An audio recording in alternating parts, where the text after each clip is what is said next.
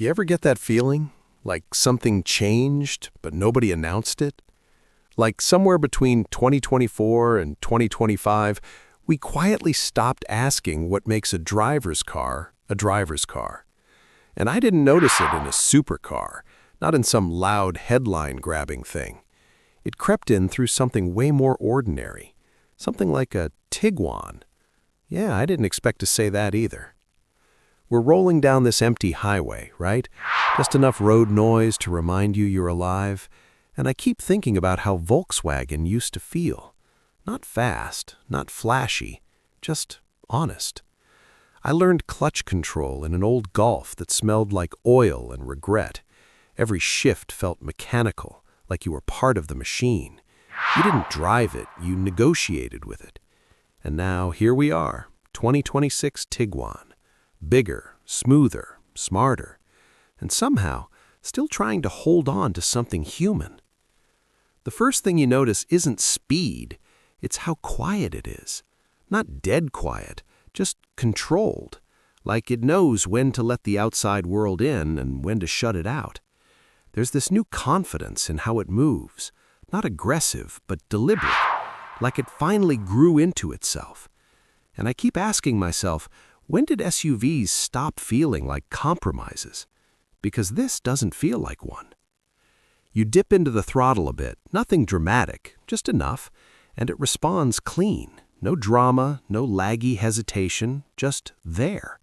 Not thrilling, but reassuring. And maybe that's the point, because not every car needs to excite you the same way. Some cars, they just need you to want to keep driving. And this one does that in a quiet way that sneaks up on you. Inside, it's different, cleaner, less clutter, like someone finally admitted we don't need 40 buttons to feel in control. But here's the weird part. Even with all the screens, all the tech, it doesn't feel cold. It feels intentional. Like Volkswagen remembered that people don't fall in love with features. They fall in love with how a car makes them feel at 2 a.m. on an empty road. And yeah, the lineup changed too. You've got trims that finally make sense, not just for marketing, but for actual people. The base one? Still honest, still does what it needs to do without pretending to be something it's not. But the higher trims, they start creeping into territory that used to belong to cars twice the price. And you don't notice it in a spec sheet. You notice it when the steering feels just a little tighter than you expected, when the seat holds you just right through a long curve, when the cabin lighting hits that soft glow, and suddenly the drive feels different. But here's the thing nobody really says out loud. This Tiguan isn't trying to be exciting, it's trying to be right. And that's a harder thing to build, because excitement fades, but right stays with you. Somewhere along the way, Volkswagen figured out that people don't always want more power. They want less friction, less thinking, less effort, less of that constant reminder that you're managing a machine. This thing just flows. And it makes you wonder, is that what driving is becoming now? Not controlling, but collaborating. I kept comparing it in my head to older cars I've driven, not because it's better in every way, but because it's different in a way that matters. Back then, you forgave flaws because they had character. Now, you notice when something doesn't get in your way. And somehow, that becomes the new kind of character. And yeah, pricing, it lands where you expect, but it feels like you're getting more than numbers suggest. Not luxury, not performance, just completeness, like nothing's missing. And that's rare.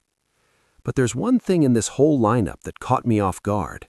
Not the top trim, not the one with all the extras. It was the one I almost ignored. The one that didn't scream for attention. Because when I drove it, it felt the most honest. Less filtered, less polished. And for a second, just a second, it reminded me of that old Golf. And I didn't expect that. Not in 2026. Not in something like this. So now I'm sitting here thinking, maybe we've been asking the wrong question this whole time. Maybe a driver's car isn't about how fast it is or how loud it feels. Maybe it's about whether you notice the drive at all, or whether you just keep going. And I don't know if that's a good thing or if we lost something along the way. But I do know this.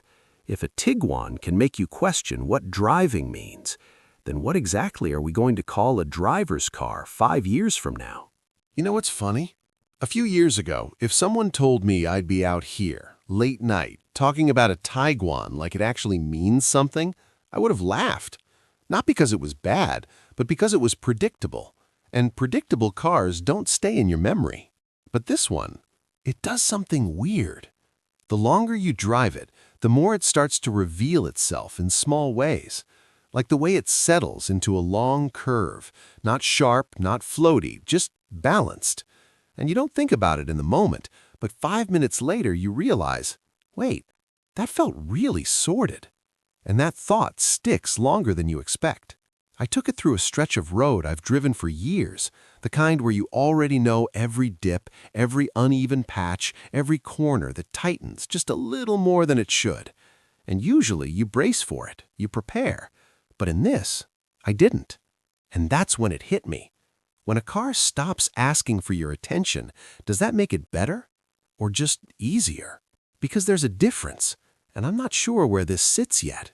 The steering, it's not trying to impress you. No fake heaviness, no artificial sharpness, just neutral. Like it's saying, I'll do what you ask, just don't overthink it. And at first, that feels almost too calm.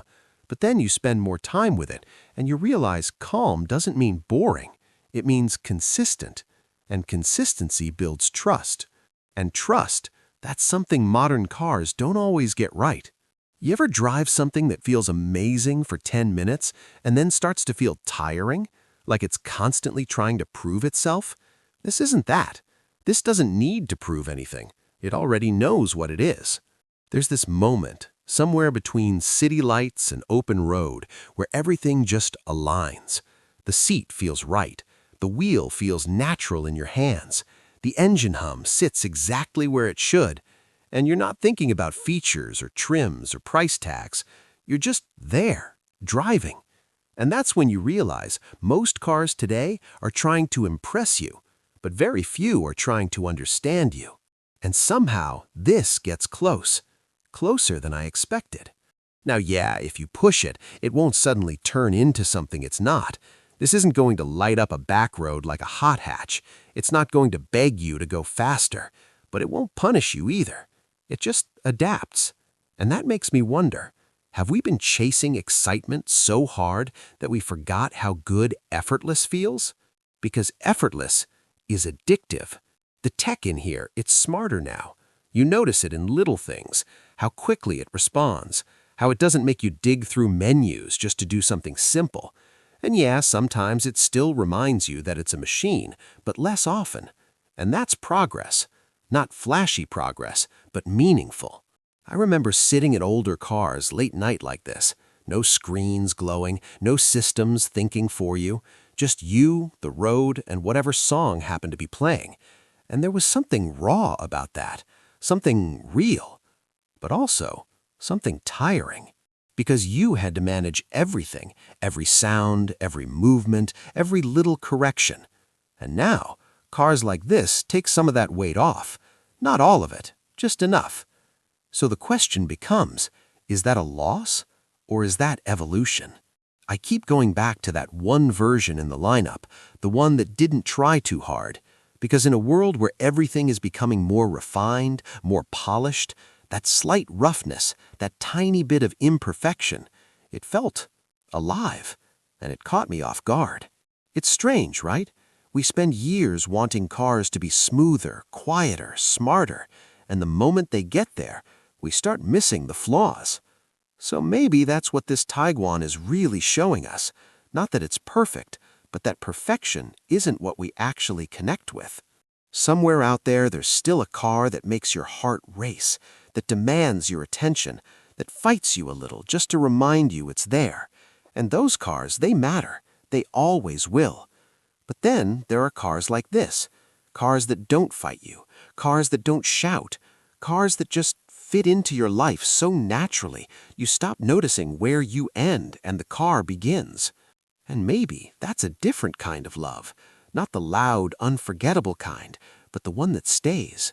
So now I'm thinking, if a car doesn't make you work for the drive, but still makes you want to keep going, is that less of a driver's car, or just a new version of one? Because if this is where things are heading, then maybe the real question isn't what we've lost.